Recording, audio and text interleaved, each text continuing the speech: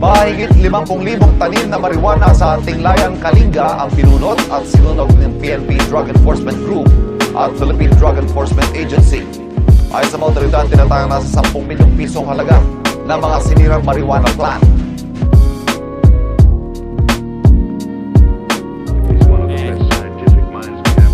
Pinipilit lagpasan bago mixtape kapangan. Tulak isaan tas maririnig mo na naman na ako'y lumulutas. Ayaw na maging ungas, yung malalim kong bulsa ayaw na maging butas. Kanta ko nag-aangas, sinasound trip sa labas. Pasahero hinahunting habang tama malakas. May tiwala sa taas, malakas lagi loob. Yung mga mahinang rapper akin lang pinataob. Lahat sila ay patay, merong natirang pilay. Kailangan nila saklay, kanta ko nag-iingay. Yung pinay tamang intay, ako ay tamang diskarte. Umiikot sa kalsada habang tirik araw para hindi pila pa nilagare. Ganong gusto ko palagi, mga may ayaw sa akin personal walang masabi. Binabasa yung babae kung magaling manggamit. Pag marijuana ka para hindi ka na magalit. Magalit.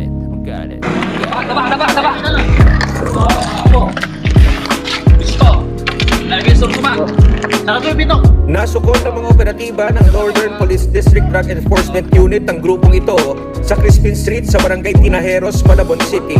Nakumpiska sa namang naarestong suspect ang nasa 70 gramo ng high-grade marijuana o kush. Madalas bangon ay hapon, pinipilit makaahon. Hindi bumibigay paraan ako makakahon. Kahit sino mang hamon, hindi ko papatulan. Yung butas ng karayom, kailangan kong pasukan. Hindi ako pausukan habang nagsusulat.